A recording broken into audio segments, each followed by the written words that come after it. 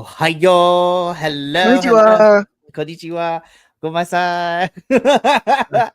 Oh my goodness, I apologize for butchering of the Japanese language, but we are back for round 2 of Grapple Gurus. Good evening to everyone who is tuning in tonight, and welcome back to another BC Wrestle Pod edition of Grapple Gurus, your PPV and PLE review show here on the BC Wrestle Pod Network.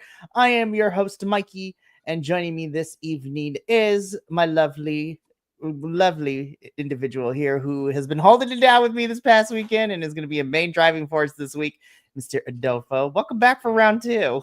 Thank you. I'm excited to talk about some Wrestle Kingdom.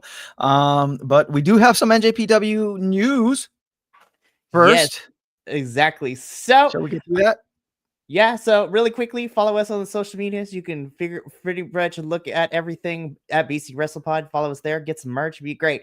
All right, I'm gonna tag it Adolfo because this is hot off the presses. Right, just there we go. Okay.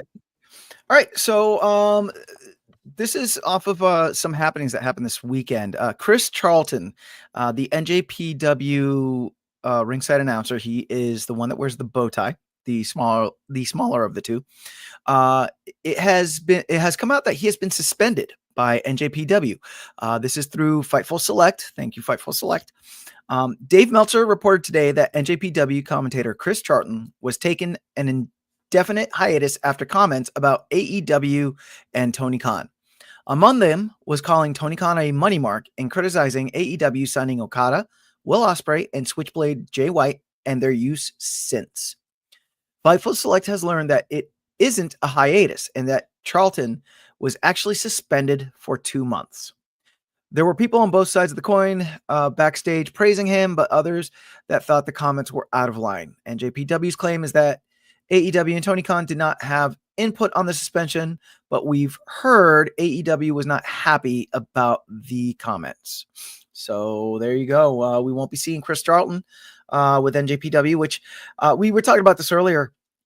I actually really enjoyed the announcing team for the NJPW events. I don't know the other individual's name, but they made a very good team, and at times they did get a little spicy, but I liked it. I felt it went along with with the show and the flow and how it was supposed to go. Now I'm rhyming and I'm in timing anyway. But yeah, so it's sad that Chris was suspended like this. However, on that other side of the coin, and we've said it here on many of our AEW reviews that the usage of the NJPW talent and the ROH talent, and pretty much any of the other talent that comes into AEW isn't always the best. So should an announcer that kind of sort of is tangentially connected to AEW say those things out loud? Probably not, but it is what it is. It is. And so as of right now, with Chris, Charlton being on this hiatus or for the suspension for 2 months, that means unless we get guest commentary, sole commentary for both Stardom and New Japan, we'll go strictly to Walker Stewart, who is the name of the Under Gentleman, who we heard this whole entire past weekend with Stardom and the Wrestle Kingdom and Wrestle Dynasty shows. So moving forward, we'll see what happens because New Japan's next big show is their Sakura Genesis show, and that's usually sometime in April. So we will be keeping an eye on that. Also, was going to be saved for later, but we will be covering the US-based shows because in April there's also Windy City Riot from Chicago. So we're going to cover that because this is also Tanahashi's last USA show. Yeah, he's retiring very soon at the end of this year. So this will be Tanahashi, one of his last US appearances. Well, his last US appearance, so that's going to be crazy. Oh my goodness. But now that all the news and stuff is out of the way, let's get into the meat and potatoes of tonight's episode, which is Me and Adolfo reviewing Wrestle Kingdom 19. What a good show. I love What a Wrestle good Kingdom show. season. It's one of the few, New Japan shows we cover since the inception of BC WrestlePod, and this is the third year in a row that we're covering this. So this is nice. Last year it was me and JVL covering Wrestle Kingdom 18, and so now Adolfo and I are covering Wrestle Kingdom 19. Yep. We got a lot to talk about, so let's just jump straight into it because we right had a into it. pre-show match, which I loved. So we opened with the pre-show, which was the annual tradition of the New Japan Rambo match. So for those of you not familiar with the Rambo, basically this is a battle royale-esque type of match stipulation in which the way to get eliminated is to either get thrown over the top rope or to get pinned inside the ring, which is either or is great. Normally, the Rambo, at least the last 2 or 3 years, has been to make the winner be the KPOW champion. But it was a month before Wrestle Kingdom that the current champion, the Great-O-Khan, decided to retire the championship. And as his final, decree as champion, that the New Japan Rambo at Wrestle Kingdom 19 for this year would be for the number one contender to the IWGP World Heavyweight Championship, which is the championship that is currently held by Zack Sabre Jr. So I was like, greatest technical wrestler alive. I will die on that hill. Go ahead. Oh, this is gonna be so much fun to talk about. But yeah, as soon as that news came out, I was ecstatic because I always love the Rambo because that's where all the fun stuff happens. The wrestlers that aren't having matches on the card, usually are on here. So, but this was a number one contendership for the IWGP World Heavyweight Championship. And I was like, all right, let's see who we got. We had some really fun times with everybody in here. So, of course, our entrance included. Go for it. Can we just announce the very first character that needs to be addressed for the entire weekend? That is that runway that the wrestlers had to come down, that LED illuminated runway. That thing was a character in itself. And the way that the wrestlers used it when they made their entrances was fantastic. I just had to give flowers to the runway. Go ahead, Mikey. Sorry. Oh my goodness. I love this. Exactly. I love New Japan because it's such a long run day, but it's lit up by LED lights. Yeah. So whatever is playing on the Titantron and on the stage kind of follows through, which is amazing. But we had a couple of different people. Some of my highlights include Josh Barnett, of all people, was in this match, which I was just like, MMA Grandpa is here, and I am here for it. He also had a match at New Year's Dash, too, so that was kind of fun to hear about and read about. But we had Josh Barnett. We had Kenta doing the Santino Marella walk down to the runway. It was hilarious. Great-O-Khan himself, he was the first one in. He had a really cool entrance where he did this whole, I don't want to say Hechicero thing, but very reminiscent of with the question mark over. It's a staple. Yeah. I love it so much. Yeah. Sonata was in a crop top. It was hilarious to watch. Yeah. This was just a fun match. We had a bunch of we had a bunch of the New Japan guys, and of course Alex Zane, from your local Taco Bell is how he gets introduced when he wrestles is hilarious. But ultimately, our final two end up being the Great-O-Khan, who Adolfo mentioned started off this whole thing. Yeah.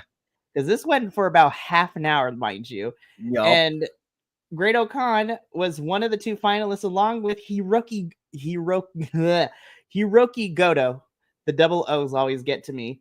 And honestly, I was like, you know what? Great-O-Khan being number one contender, this is great. But it was Goto who would end up eliminating the Great-O-Khan. Mm-hmm. And now he is the number one contender to the IWGP World Heavyweight Champion. Yeah. So who knows when that's going to be cashed in? I don't know if we're going to wait until Soccer Genesis or any of the other shows, but Hiroki Goto's doing it for his kids, as his t-shirt said. I loved it. Right. Yeah, he got a nice contract and all that. So I'm not, and you know, maybe you can correct me on this. I'm not sure if it's like the Money in the Bank or like the contract that AEW that Christian Cage has currently, where he can cash it in whenever he wants, or if So is it like a set thing that he has to like, he can't just like jump in and be like, I'm cashing it in now. He has to like set it up.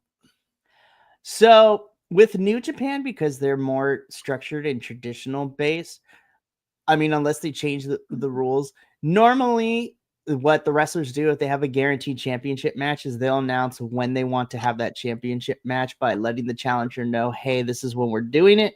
So Goto, especially since Goto is technically a face right now, Good.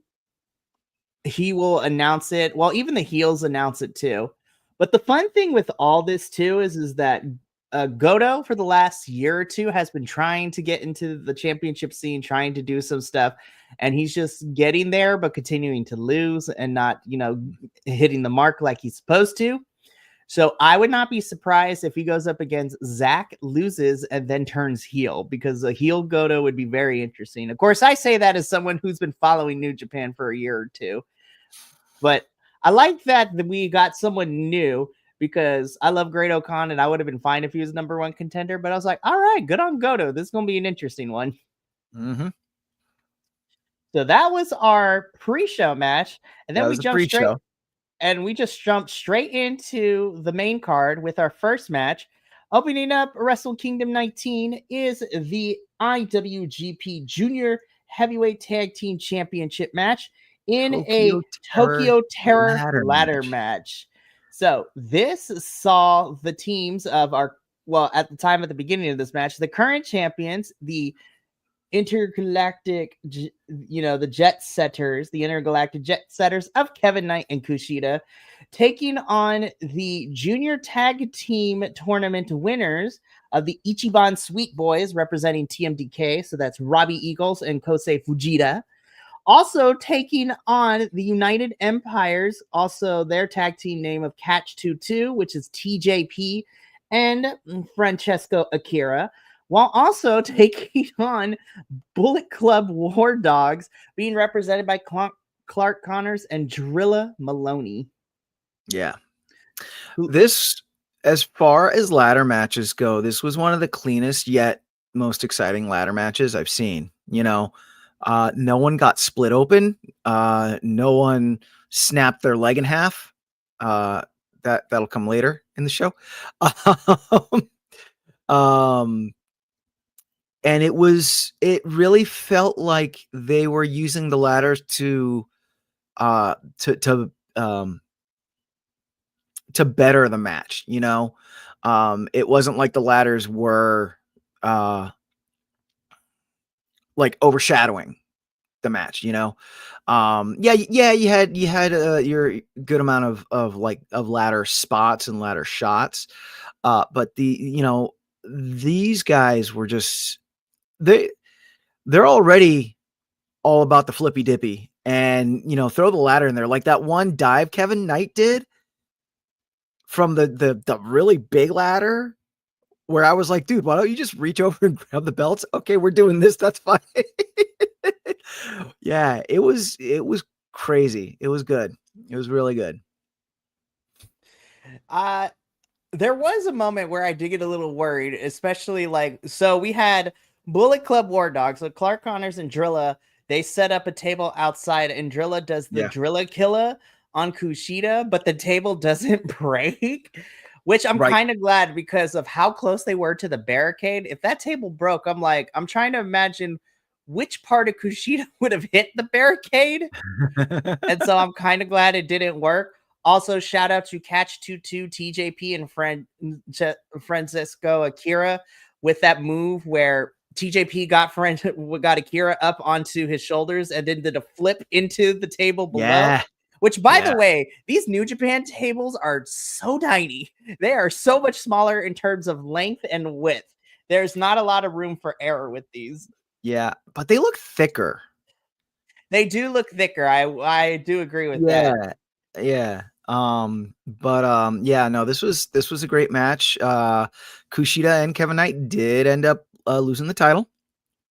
Yeah, and then they lost it to the Ichiban Sweet Boys, so Robbie Yep. Eagles and Kosei Fujita, and Fujita ended up being the one grabbing the titles because it was Yes. him and Akira on top, so Francesco Akira, and he got him in like a submission move through the ladder while he grabbed the titles too. So TMDK Yeah, that was really cool. now have the IWGP Junior Heavyweight Tag Team Championships. Mm-hmm. This was a fun way to open up the main card. And it was a 13-minute match too. I was like, this is just a sweet spot. It didn't go on for too short. It didn't go on for too long. Yep. So now, but this next match though, I wanted more time, and we'll talk about that more in depth when we get to our main event, because the second match of the main card was our IWGP Women's Championship match. So this was the champion Mayu Iwatani defending her championship against the challenger in Azumi. These girls brought it. Oh my god. Yeah, it would have been nice to see the match go longer, but like from the jump, these two just were at an 11, and they did not let down. So like the fact that the match did go as long as it did, like I'm okay with it in this, in this instance, you know what I mean? But yeah, there were at least 2 or 3 German suplexes that Mayu Iwatani hit on Azumi that my knees just were like, dear God, woman, why?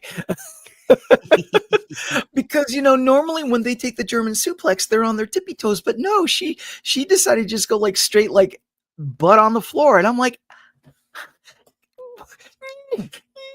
so Azumi laid some heavy hits on Mayu Iwatani, and she did get it back. I think she like busted her mouth open or something like that. I could have sworn I saw some blood. But she I got Azumi when she did the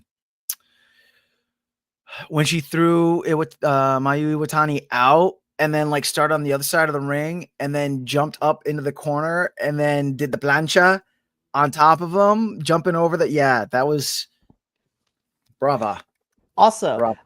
I think it was Mayu Iwatani who pulled off this move too. And shout out to the commentary team because she pulled out a Mystica. I was like, well, hello there. I know this move. Yeah, Azumi. No, it was Azumi that was hitting that Mystica. Okay. It was gorgeous. I was like, gorgeous. Again, Japanese wrestling and lucha libre, like they have so much in common. It's crazy. Yeah. Yep. This was a really good championship match. Mayu Iwatani does retain. Yeah, it was good. It was so much fun. And shout out to both of these girls. I'm hoping that New Japan will spend some more time, because one of the biggest critiques that fans have, and as well as I have, when it comes to New Japan's women's championship, is that we really haven't done much with it. So here's hoping that New Japan will give these girls at future shows more time and things like that. But other than that, these two killed it. It's fantastic. Yeah. I loved it. And also, like, going through what they did the night before in the Stardom show, because they had really intense matches the night before. So, like, to come out and wrestle the way they did, just like brava. And these girls were busy. A lot of the Stardom girls were busy this weekend because they had their show the day before, and some of them appeared here and at Wrestle Dynasty, which, tune in Thursday for that review. But we move on to our third match of the main card of Wrestle Kingdom 19, which was a fatal 4-way for the New Japan World Television Championship. So this had our champion, Ren Narita, defending his championship against Jeff Cobb of the United Empire, Ryohei Oiwa And of course, the returning and my personal favorite of ELP, El Fantasmo. Shout out to him because he was on a hiatus for a couple of months because he had to go back and deal with cancer. He's now cancer free, came Yep. back to New Japan. These four, Jeff Cobb, man, like I need people to stop sleeping on Jeff. I He is was about so to good. say, Jeff Cobb is awesome. first person we need to talk about is Jeff Cobb, because not only does he have the power, but he has got some hops and some agility. He did that one, not moonsault, but the jump flip over the rope into the group. Like, it was incredible. And then got that board that Ren Narita had and broke it over his knee. I mean, he's good. He's really good. He's really good. I was really also impressed with El Fantasma. I felt like this match really showcased Jeff Cobb and El Fantasma. And I might be wrong, but that's just like, because thinking back on the match, those are the two people that just stuck out in my mind. It felt like Ren Narita was just kind of like trying to like hold on. He actually wasn't fighting. He was just like trying to like outmaneuver almost. Which was enjoyable. I'm not saying that the match wasn't enjoyable. The match was very enjoyable. But I feel that Jeff Cobb and El Fantasma were dare I say, the MVPs. El Fantasma was the true MVP because I believe he won, if memory serves me correctly. Yep. Like I said on my social medias earlier today, like I've watched so much wrestling that Tanahashi and Mystico are now like one homogeneous blob of a wrestler. I'm like, who are you and what moonflip is going on? I need them to team up now. But yeah, El Fantasma. He picks up the win in the championship, and good on him. Good on him. I did go, and after I watched the match, look up El Fantasma and saw that he had taken the hiatus to battle cancer. So, congratulations on both counts, good sir.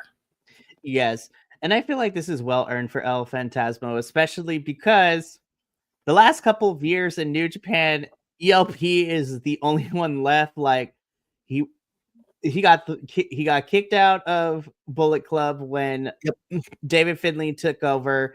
It was him and Hikuleo. Hikuleo's contract ended up. Like, he's a WWE. The Gorillas of Destiny of Tama Tonga and Tongaloa also left him, and they were with ELP was with them. So ELP is truly on his own right now, and so I am super happy that he is the champion. And the fun thing is that ELP doesn't have to wait long to defend the championship, because very soon New Japan is having their Battle in the Valley show, I believe, not too far. I think it's this weekend. I'm trying to think. Yeah, it's this weekend. It's this Saturday. Yeah. And ELP is defending the championship against Jeff Cobb. Yep. Yeah, because I looked that up because I was aggravated because I wanted to watch it, and then I was like, oh, we're watching MLW. Okay. Hey, if MLW didn't have a show, we would definitely be doing Battle in the Valley as a watch along instead, which would be fantastic. But stay tuned to the social medias because I will be doing a report card for that anyways. But ELP, love him. This match was fun.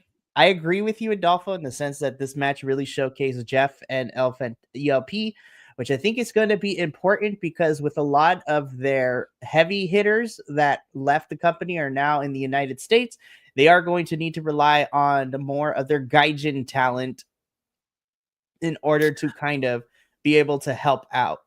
Right. And I think that was the point that Chris Charlton was really trying to get along, and is that, a lot of the big names have now up and moved on, saying that, they're not on the normal shows anymore. Because they're doing other things. I mean, hell, we've we've seen that the talent it does come back and forth for certain shows, but I personally think that this is a good spot for NJPW, because now, this talent that has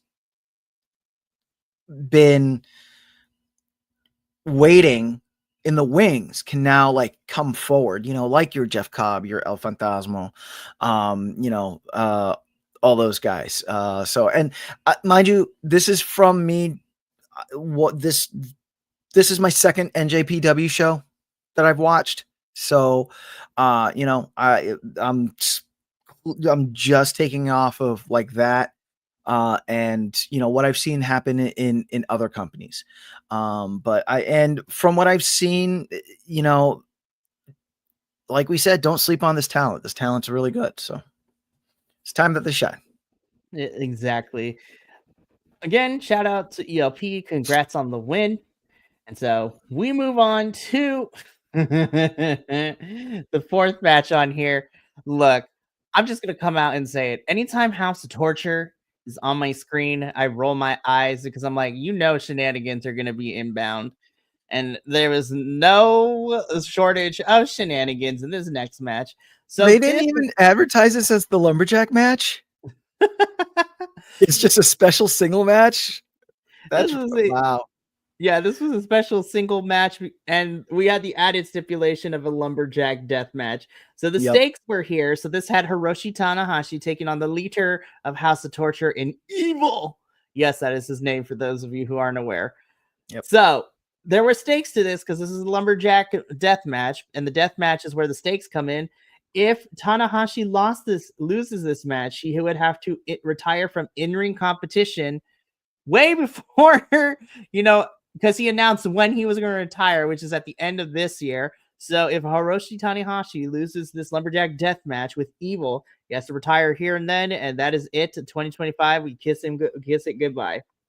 I figured that wasn't going to happen, but in this lumberjack death match, we had the lumberjacks were Toru Yano, Oleg Bolton, Tiger Mask, Master Wato, Dick Togo, Sho, Yujiro Takahashi, and Yoshinobu Kanemaru. So, of course, we had some House Torture representatives. We had some other folks in here pulling double duty because Oleg was also in the Rambo match that opened up the show as well.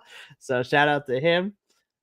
This was just Tanahashi dealing with House of Torture bullshit. Like, that's how it was. I was like, there was shenanigans. There was also some other shenanigans from the other guys, you know. I'm saying it was shenanigans galore, and I loved every single bit of it.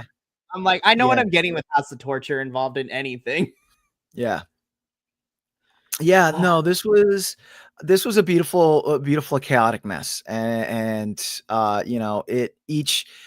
the nice thing about it is each little like bowl of chaos, let's call it, kind of like had its little spot, and then like made way for the next little bowl of chaos.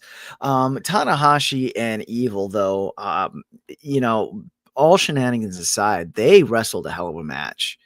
Again, this is, I believe, the third time I've seen Hiroshi Tanahashi wrestle. The first two times have been on US shows.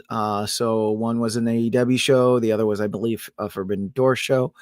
Last year's I apologize, not 2020. I think it was 2023's Forbidden Door, and there was another AEW show in there.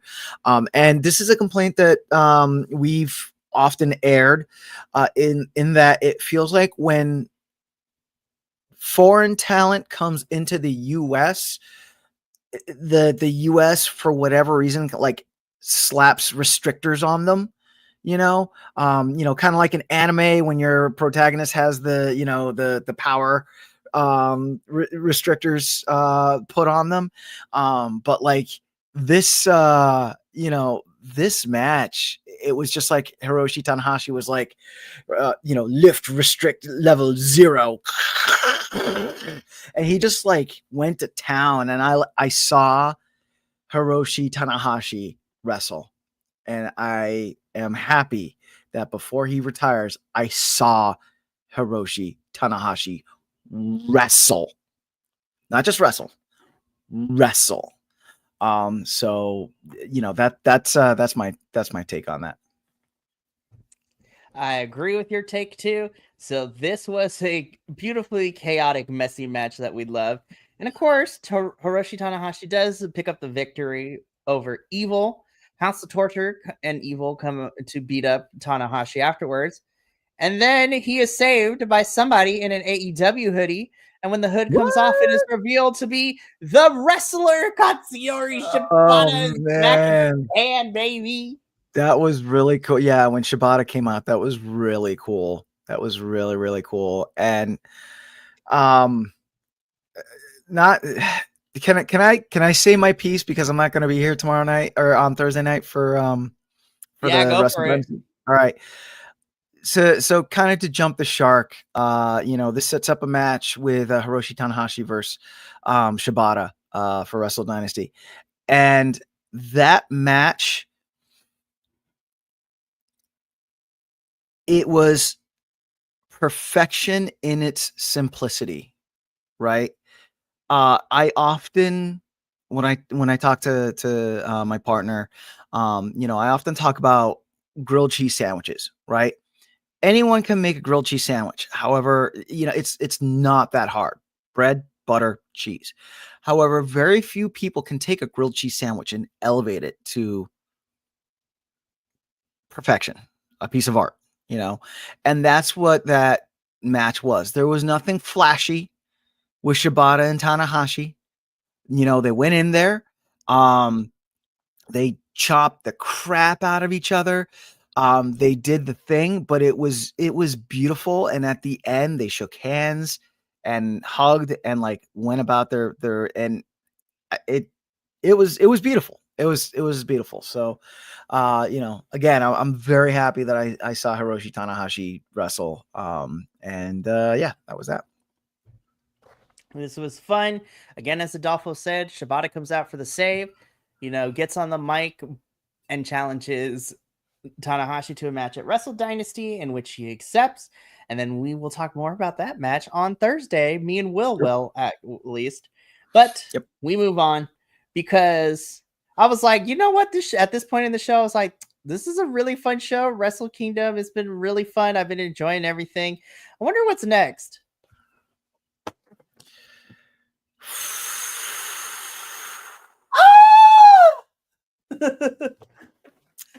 Oh my god. I'm not gonna lie. I kind of I wanted to see Shingo Takagi get the win and take Konosuke Takeshida's international championship belt. My god. Okay, okay. So let's break this down before we get into this match, because for Wrestle Kingdom, this was my match of the evening. So this was my favorite match of the whole entire card. So this was okay. So this was a match that was scheduled to be for the Never Openweight Championship. However, there was a little bit of a kind of strict on that. And down here below, even though it's a tiny font, it says that if Takeshita can hold on to the AEW International Championship by the end of World's End, then this will become a title for title winner take all match. So this will be for the Never Openweight Championship and the AEW International Championship. Well, Takeshita was able to retain it against Powerhouse Hobbs at World's End. So this match became a title for title match. These boys threw down. Yeah, they did. Yeah, I've seen Shingo Takagi wrestle in CMLL before. He also had that banger against Danielson at Forbidden Door this past December too. Yep, he also had that banger with Danielson. But this match was amazing. It was amazing. And Shingo Takagi went after it. And he wrestled really well.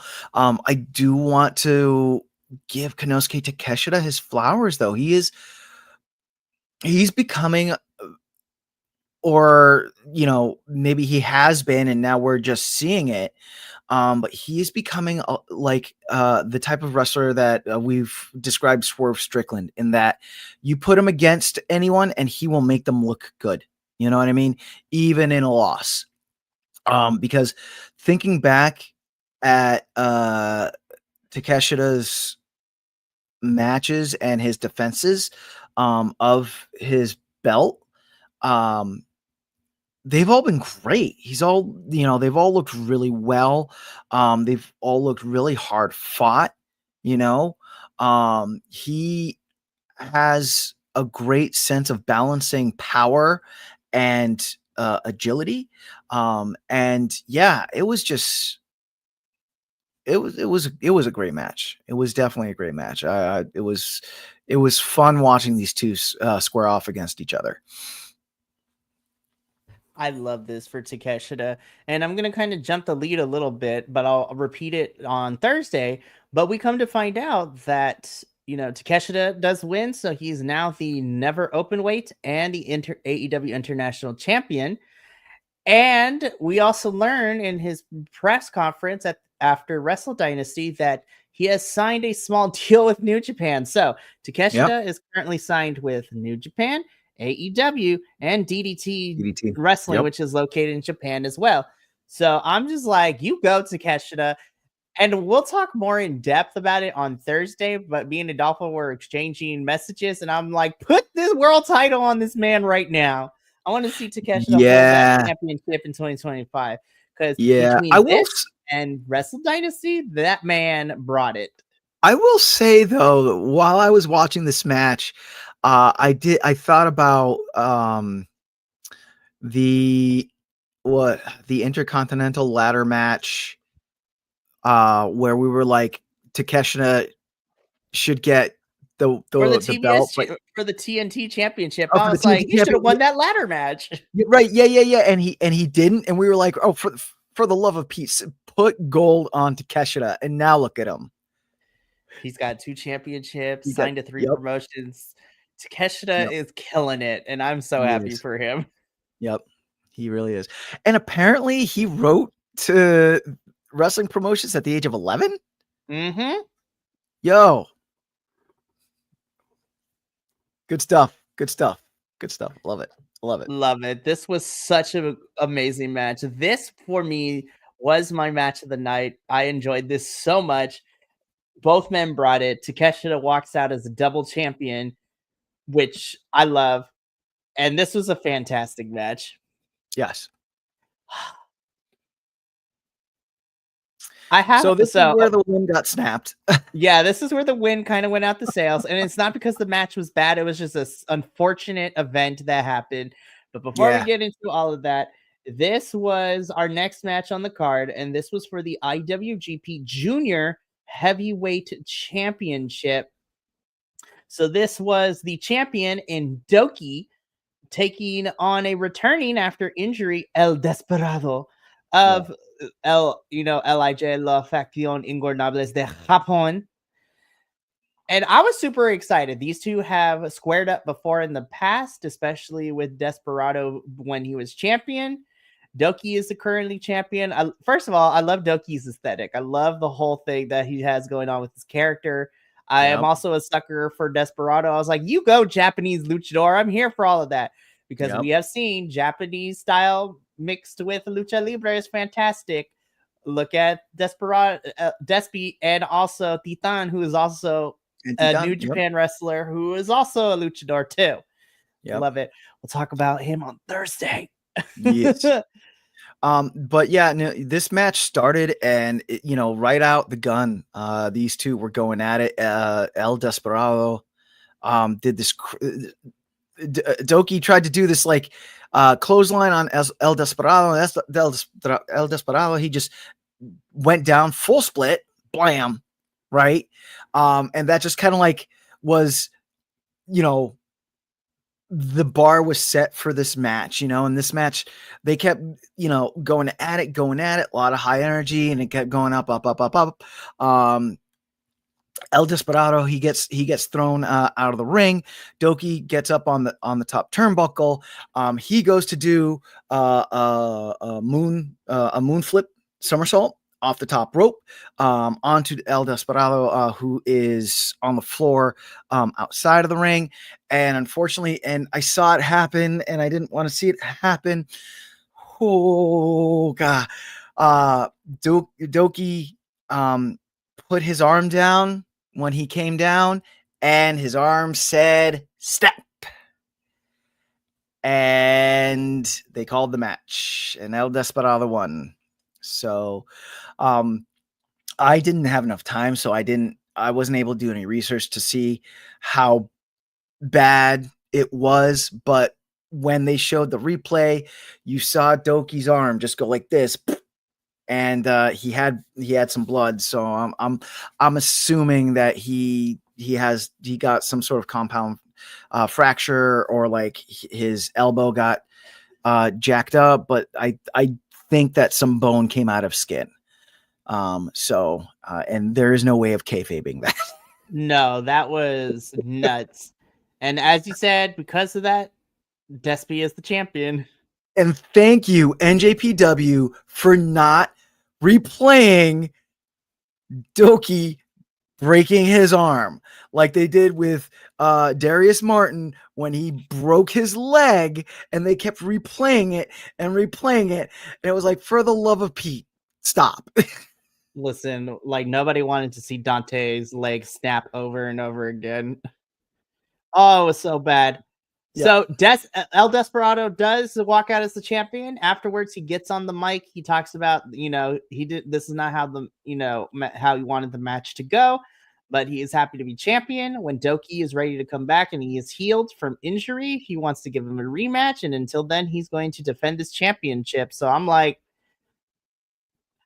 the circumstances really do suck. We here at BC Wrestle Pod wish Doki for a speedy recovery, because he's been a fantastic champion.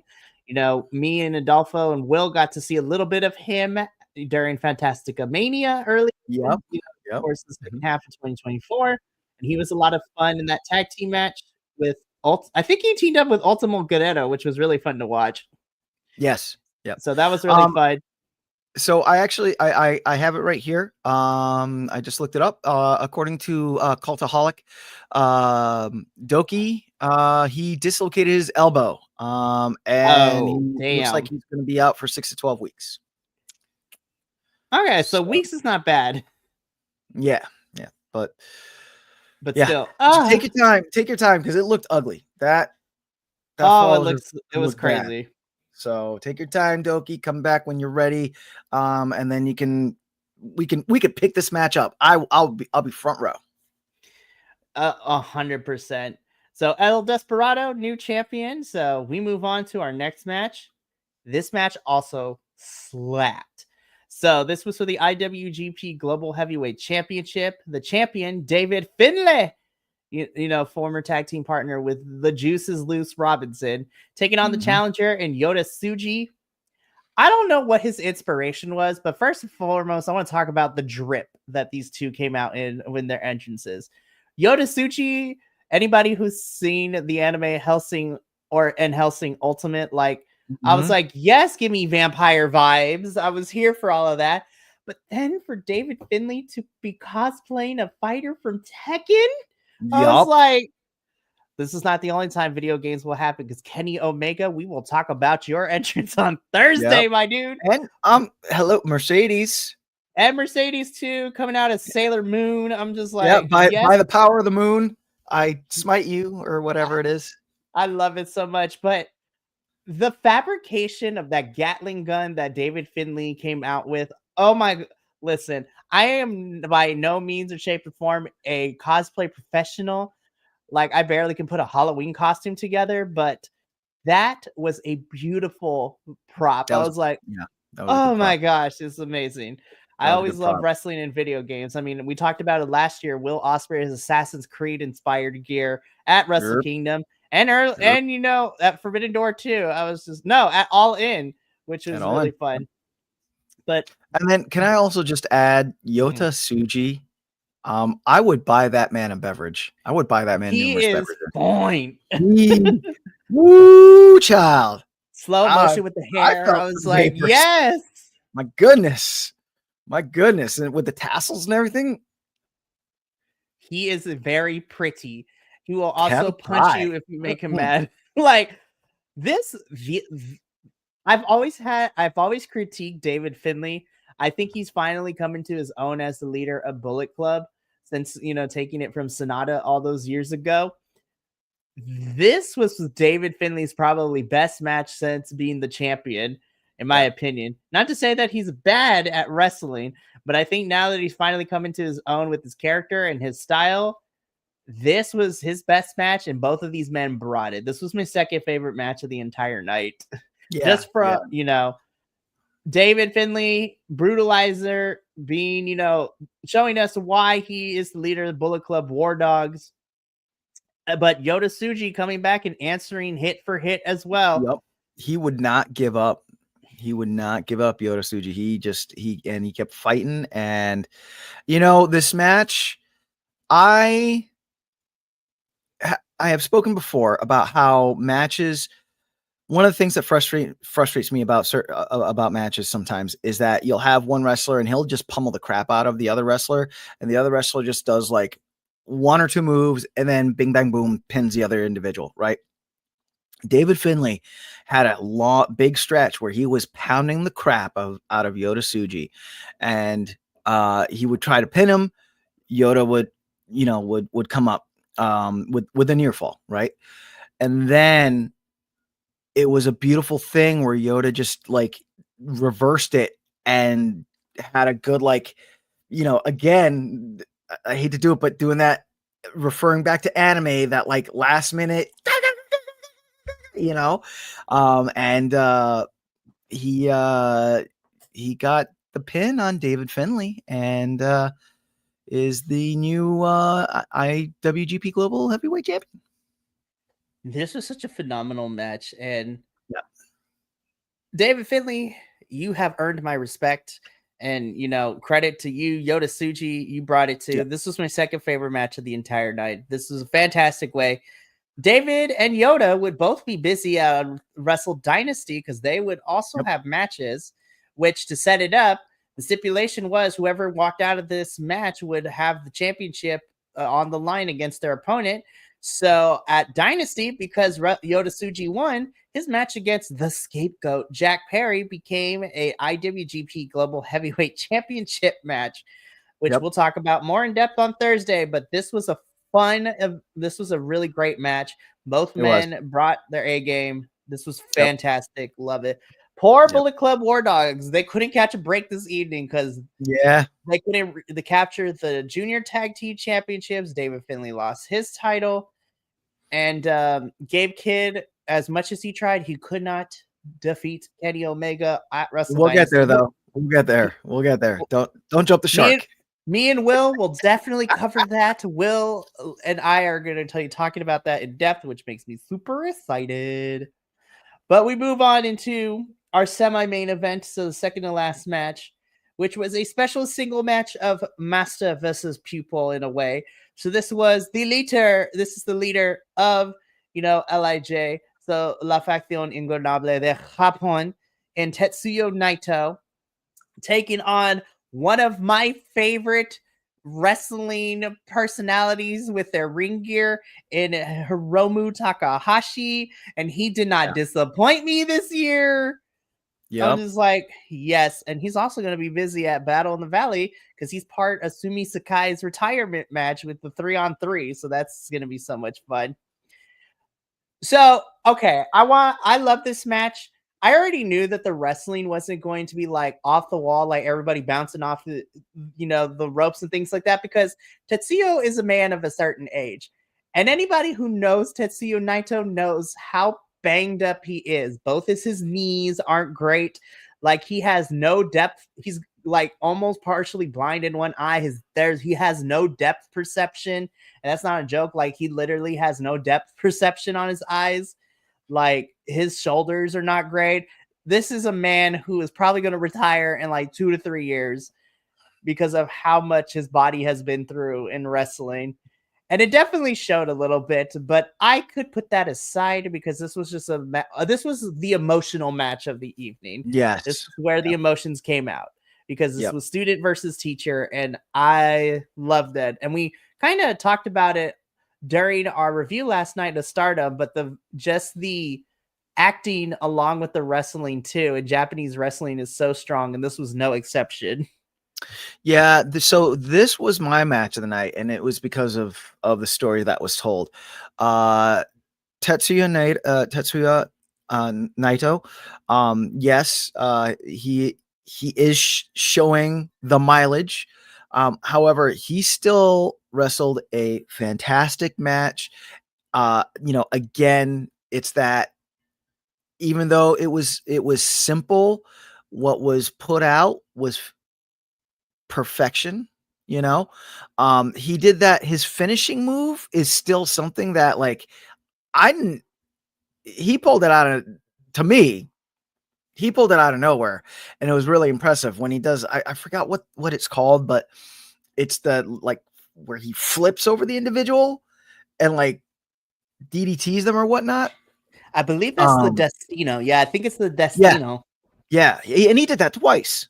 So that takes a lot of strength to pull off. So good on Hiromu Takahashi. We've seen him wrestle before, again, in CMLL. I enjoy his style. I feel that because he is the student, him and Naito did have, or do have, I should say, a pre-existing knowledge of how each other wrestles, so they could push a little harder on each other. The thing that I loved about this match, though, was the end, where Takahashi, did end up showing his respect and bowing to Tetsuya Naito. I thought that was very, I thought it was very nice and very wholesome. So It definitely was. And the funny thing is that, once this match was over, they showed their respects. Everyone cheered. They left.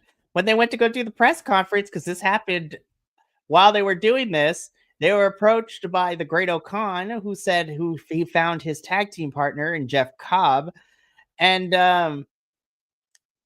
kind of threw out an invitation, which got accepted.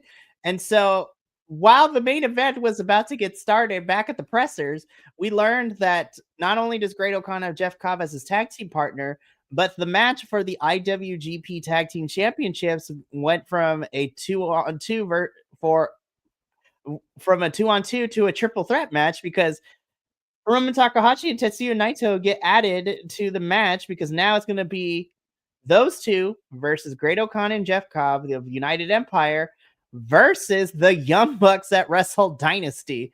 oh So yeah, when I learned that, I was like, oh! Yep. I was like, oh, this is about to be a great match. This is going to be fun. Young Bucks bucking the Death Riders in Japan. Seriously, it's crazy out here. But Right. speaking of Death Riders, because this is a move that he uses, we get into our main event.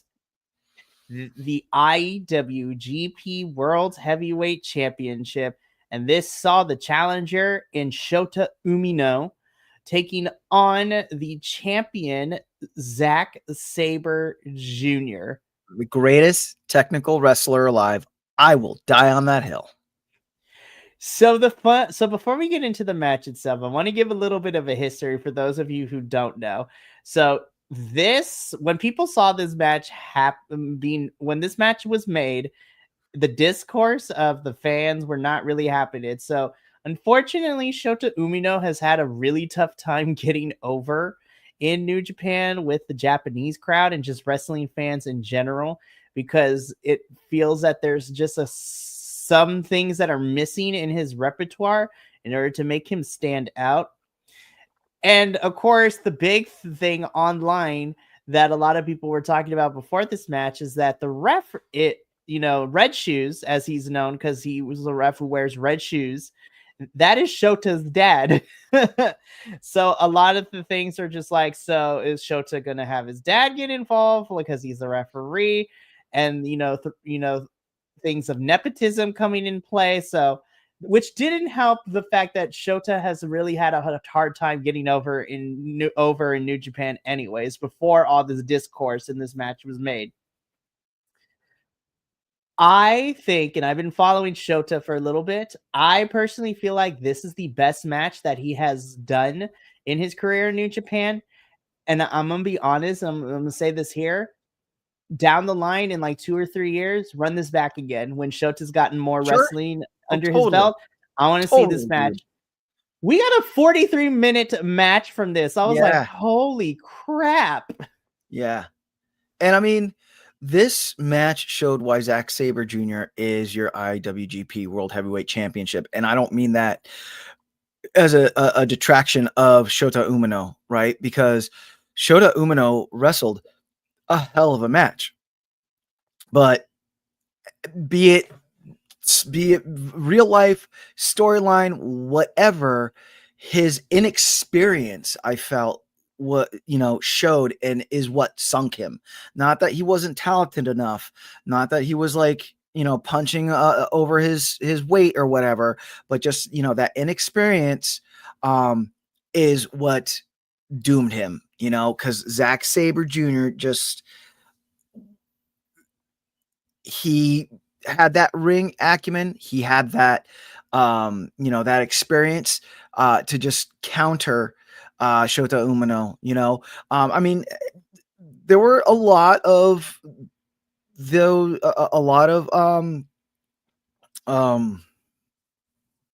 were a lot of moves that Zack Sabre Jr. put on Shota Umino, but Shota got out of them, and was able to wrestle out of them. And he showed he had great heart, but, in the end, Zack Sabre, just that experience, it took two, what does Zack Sabre call his finishing moves? The Sabre Bomb or whatever. I believe that's what it's called. And that's the funny thing, because New Japan doesn't name finishers like United States wrestlers. Here in the States we have finishers. But Zack just, the funny thing is with Zack, I think he has like 5 or 6 different finishers, and they're like, we can never tell which one he's going to use. Right. Well, the Canadian Destroyer Powerbomb-esque move that he does, where he actually reaches in between the person's leg and like grabs their arm instead of just like folding them over. He had to hit that twice in order to pin Shota Umino, and that was like the first time Shota Umino wrestled out of it. Zack Sabre was able to get him like in the ankle lock, blah blah blah. Shota Umino wrestled out of that. Shota Umino tried to fight back, but again, like that inexperience, and Zack Sabre Jr. took advantage of that, and he hit that move again, and that was where Zack ended up pinning Shota Umino. So it was a great 43 minutes of wrestling. Great 43 minutes of wrestling. So, I thoroughly enjoyed it. It was a great. I felt like it deserved to be the main event. It definitely is. And of course, because it's the IWGP World Heavyweight Championship, that's usually what main events, because it's New Japan's biggest. But the leader of TMDK, the Mighty Don't Kneel, is your winner.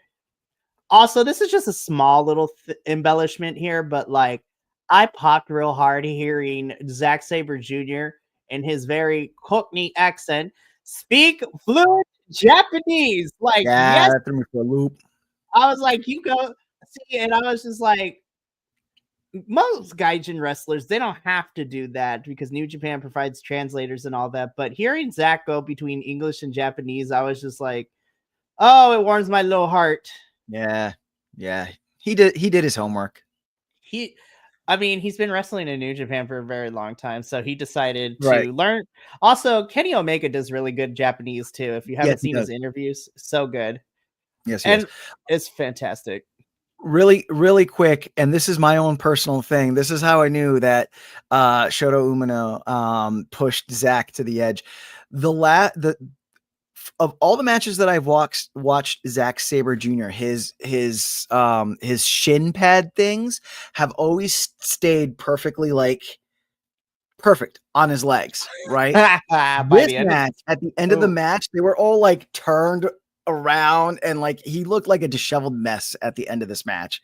So that's how I was like, okay, this kid took Zack Sabre Jr. To the end. So good on him. I love this match. And of course, again, this match also had stipulations for Dynasty because whoever won this match would make their match with their opponent a championship match. Since Zack retained, that means that his match against Ricochet would become the IWGP World Heavyweight Championship at Dynasty. So, Adolfo, that brings us to the end of Wrestle Kingdom 19, our review. Once again, round 2 is in the books. Before we wrap up, Adolfo, why don't yes. One last thing I want to talk about really quick, and that is I love the bell that NJPW uses. Yes. It sounds so just old school and just like I like because we're at the end and the bell in my head I hear the bell ringing. So I wanted to bring that up before. No, that's okay. That leads perfectly into my final question. So Adolfo, before we sign off for the evening, I just want to get your overall thoughts. This was not to say that you are not new to New Japan, but this was the first real New Japan, like strictly New Japan show that you watched. So what did you think about Wrestle Kingdom 19 and just some observations and thoughts that you had overall? I loved the pomp and circumstance of it all. I loved how big it was. I loved that every match I felt brought it. There was not a match in there that like the two wrestlers like phoned it in, I'm excited to see it next year. And I think I jumped the shark last night when I said this, but if they do another weekend where it's the start of the New Year's show, then Wrestle Kingdom, then Wrestle Dynasty all in one weekend, my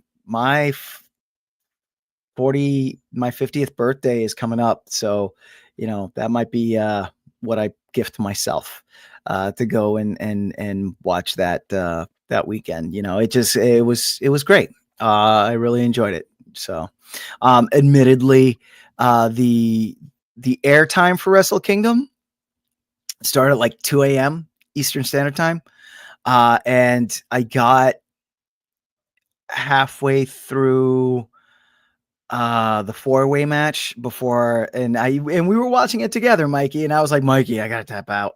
I'm done. And it's not of not wanting to watch. It was my body was physically shutting down. It was almost 3 a.m. when we were for your time, and it was even late for me because I'm like, midnight's still pretty late to watch wrestling for me. Yeah. So, but I enjoyed every minute of it, and I look forward to watching more New Japan wrestling. I'm super excited to hear that because our next strictly New Japan show we are going to be covering until we get the announcement of Sakura Genesis will be Windy City Riot in April. So we will be covering Windy City Riot, which is, like I said at the top of the episode, Hiroshi Tanahashi's last U.S. appearance in his career. So that's going to be fun to watch. And then, of course, Sakura Genesis will be happening in Japan, which is also a big thing for New Japan. So whenever we get that announcement, we'll definitely also see if we can add it to our roster. But Adolfo, round 2 is done. The kickoff week for BC WrestlePod in 2025 is off to a solid start with the last 2 days.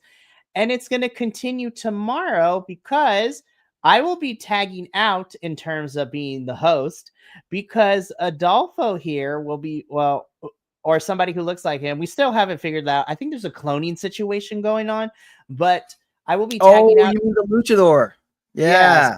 So Yeah. I will be tagging out as the host, and I will be tagging out as the lead and just be a regular host, because tomorrow we will go back to our regular scheduled programming as we have our first CMLL review of 2025.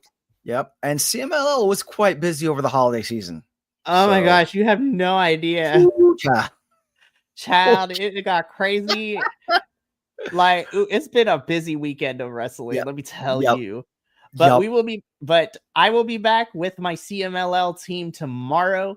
And, El Buntador, as well as Papa Oso and myself, will be reviewing the first CML of 2025. And I'm super excited. Yes. Yes. Very So excited. I'm very excited to see the show.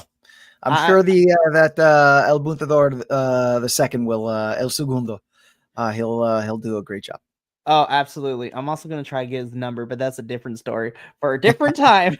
Be like, oh my. Anyways, me and Adolfo got to get up on out of here. But thank you so much for tuning in to our second show in our 2025 kickoff week.